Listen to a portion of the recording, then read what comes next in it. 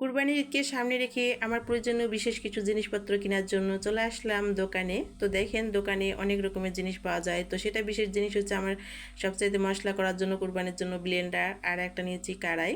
তো এই দোকানটা অনেক বড় একটা দোকান, সব ধরনের জিনিসপত্র এই দোকানে পাওয়া যায়। তো আমি সেইখানে চলে আসছি আর আমার বিশেষ জিনিসগুলো কেনাকাটা রেডি, রাস্তায় বের হয়ে গেলাম। তারপরে দেখেন রাস্তায় একদম বৃষ্টি চলে আসছে আর লোকজনে যে ছাতা নিয়ে চলাফেরা করতেছে। তো বৃষ্টি হঠাৎ করে চলে আসছে, কিছু করার নেই, আল্লাহর সেটা ইচ্ছে। তো তারপরে বাসায় চলে আসলাম। বাসায় আসার পরে যে জিনিসগুলো রাখলাম আর আপনাদেরকেও এখন দেখাই দেবো কীরকম ব্লেন্ডার কিনলাম আর কড়াইও কীরকম কিনেছি। তারপরে এখন আমি প্রথমে কিন্তু ব্লেন্ডারটা বের করা শুরু করতেছি আর ব্লেন্ডারটা এখন বের করব। তো যে প্যাকেটে আছে, তো এখন দেখুন আমি যে ব্লেন্ডারটা বের করতেছি। তারপরে যে ব্লেন্ডারটা আমি যে বের করলাম আর দেখেন কার কার ভালো লাগে অবশ্যই তা বলে কমেন্টসে বলবেন।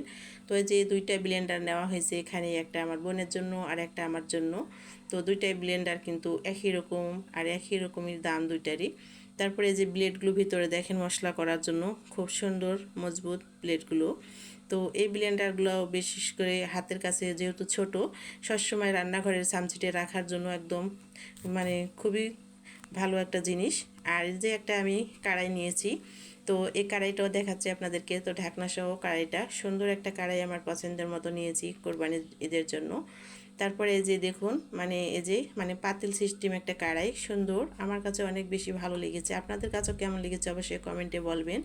তো এখন আমি যে কড়াইটা দেখেন যে ঢাকনাটাও গিলটিরই নিয়েছি আমি, কারণ কাছের ঢাকনা আমার ব্যবহার করতে তেমন একটা ভালো লাগে না, সেজন্য যেহেতু কড়াইটাও গিলটির এজন্য তার ঢাকনা সহ কিন্তু গিলটির নিয়েছি।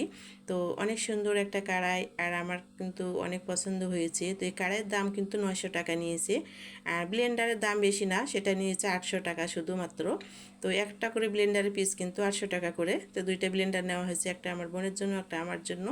তো এখন আমি যে ইন্ডাকশান ব্যবহার করি, আপনারাও তো নিশ্চয়ই ভিডিওতে দেখেছেন আমি ইন্ডাকশানে রান্না করি বেশিরভাগ, আর একবার হুটহার হয়তো খড়ি চুলাতে রান্না করি। তো এই যে ইন্ডাকশানে আমি বসাই দিয়েছি সেই কড়াইটা, কতটা পারফেক্টলি একদম হয়ে গিয়েছে আমার ইন্ডাকশানে। তো রান্নাও সুন্দর হবে এই কড়াইতে।